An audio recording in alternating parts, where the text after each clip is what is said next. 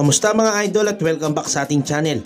Matapos nga po tayong makapanood ng napaka-exciting na laban sa pagitan ng dalawang top Filipino prospect na sina Miel the Silent Assassin Fajardo at John Paul Angas ng Cebu Gabonilas dito lamang nagdaong Agosto, meron na naman tayong dapat abangan ng laban ng dalawang Filipino top prospect ng ating bansa. Ito nga ang bakbakan sa pagitan ni na JR the Dreamer Raquinel at Kevin KJ Cataraha. Sa laban ngang ito marami ngang Filipino boxing fans ang ayaw na maganap ang bakbakang ito. Naghihinaya nga daw sila kasi sa dalawang top prospect ng ating bansa. Meron din naman ang sang-ayon na paglabanin muna ang dalawang ito para malaman kung sino nga ba talaga ang aangat ng mga Filipino prospect sa taong kasalukuyan. Sa lumabas nga pong balita, gaganapin nga raw ang laban nila sa darating na November 11 dyan nga sa Nagoya, Japan, at paglalabanan nila ang OPBF Super Flyweight title. Hawak nga ng Tubong Negros Occidental Philippines na si JR the Dreamer Raquinel ang titulong WBO Intercontinental Super Flyweight title, habang hawak naman ng Tubong Cebu City Philippines na si Kevin KJ Cataraha ang titulong OPBF Super Flyweight title. At kung titingnan naman natin ang kanilang mga boxing record at boxing statistic, halos hindi nga po nagkakalayo itong dalawang Pinoy boxer. Ito nga pong si Kevin Cataraha huling lumaban nito lamang February 11, 2023, habang ito naman si JR Raquinel huling lumaban noong June 24 sa kaparehas na taon. Parehas nga pong 28 anyo sa kasalukuyan itong dalawang Pinoy boxer at parehas nga rin pong may taas na 5'5". At kung haba naman ang pag-uusapan bagya nga lang pong lumamang ito si Kevin Cataraha.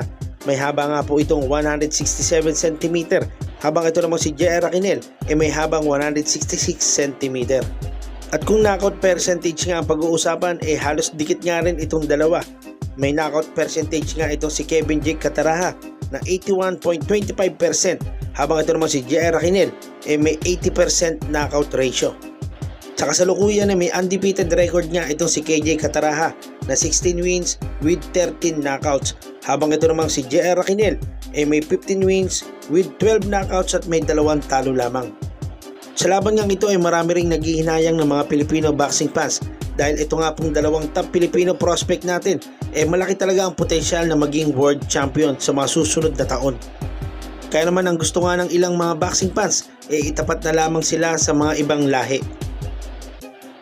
Pero mga idol hindi nga rin natin talaga maiiwasan ang mga ganitong pagkakataon. Darating at darating talaga ang panahon na Pinoy sa Pinoy ang maglalaban. At kung kayo naman ang tatanungin mga idol kung sakaling ang matuloy ang bakbakang ito, sino sa tingin nyo ang nakakalamang at sino sa tingin nyo ang mananalo? So i-comment nyo lang sa ating comment section at pag-uusapan natin yan. So narito nga ang konting highlights ng kanilang naging mga laban. Go right to the body. Still fighting though.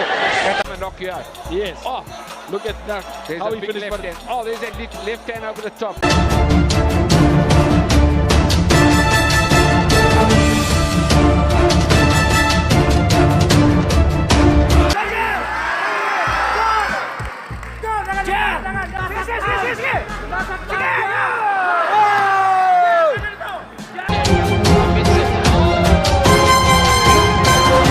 Noong 5th round.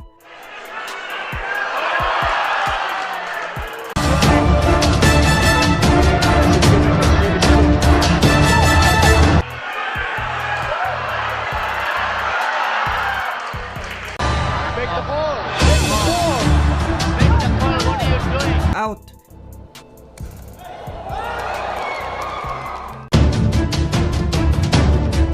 Oh, look at that. Look at that.